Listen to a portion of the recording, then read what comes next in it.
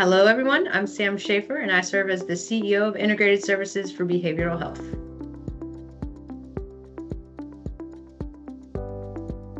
I talk to people about a lot now is when you care about something really deeply, even when you don't see yourself leading it, it's almost like you can't help yourself. Like when you can see that it could be better, you just don't know how to stay out of it.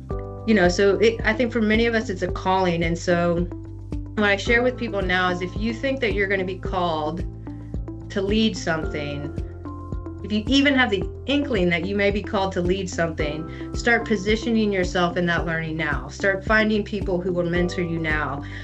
Because I think I'm really grateful for all the people that mentored me along the way, that pulled me into rooms I had no business being in because they saw something in me. And you'll find those people that are going to sponsor you into those next spaces and that are going to help you prepare for something you don't even know is going to happen. But I think that for many of us, we end up sitting in these seats because we're driven and ambitious people, but also because it just matters a whole lot to us. So you have to be humble, you have to be excited to bring on talents that you don't have, and you have to really care about what you're doing. And the other thing is you have to, really care about the health of your organization from a leadership level. You have to have open, transparent, honest, healthy conversations and relationships among your leadership team so that can be modeled and, really infused in the entire organization.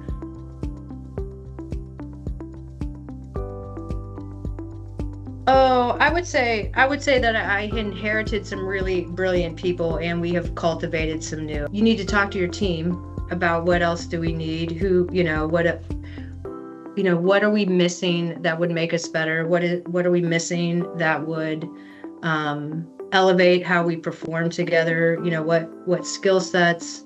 And sometimes, Benefactor Group is helping us with this right now, is sometimes it's important to bring in people that aren't so closely tied to your organization to help you brainstorm, not be decision makers, but to brainstorm structures that could help your organization be better, right? So sometimes it's bringing in people from the outside that don't know everything about you yet, but are expertise in that particular area to say, what do we need? What are we missing? And, how can you help us at least form the job description so that we can start looking for that person?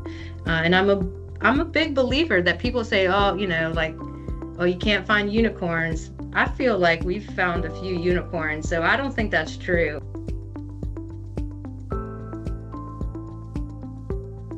I go to the team and I ask them to share with me, what am I in still that I don't need to be? Because I need to know that because the organization needs me in different ways, but also because I don't want to be in a space because of my position where if I'm in the room, your leadership isn't out front when it needs to be, right? And then how are we in turn doing that to the people that, they supervise and then beyond, and how are we kind of learning that? It just fluctuates too, where you need to be in the weeds a bit more than others, depending on sort of the needs of your team, and just paying attention to that and listening to them when they need additional support and asking for their feedback.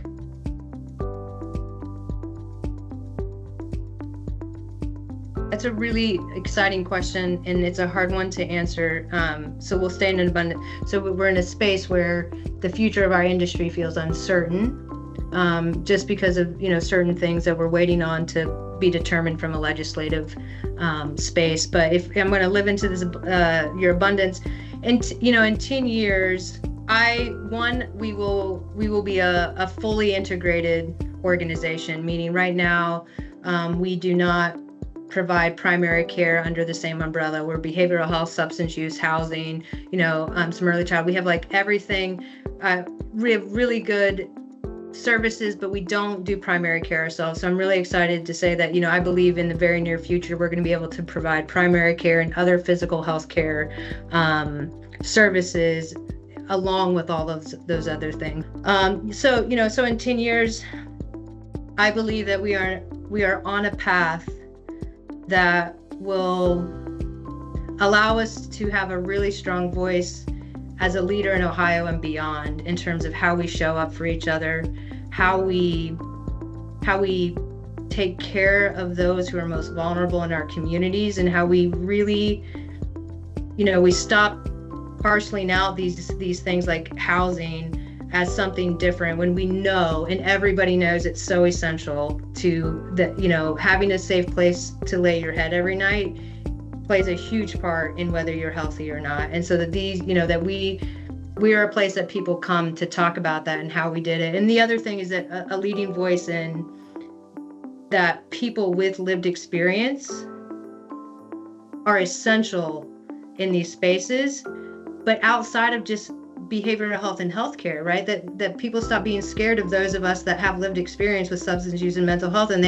they know that we have value wherever you, as an electrician, as an IT person, right, as a consultant, that just because we have a lived experience doesn't make us less valuable. That hopefully we become a voice that says, as employers, and as people, we have to think about how we support all kinds of people in our spaces, and there's a lot more that we can do that. And if we want to have the workforce that we need to continue to progress, we've got to think about how we support all those who may want to come and do this work with us.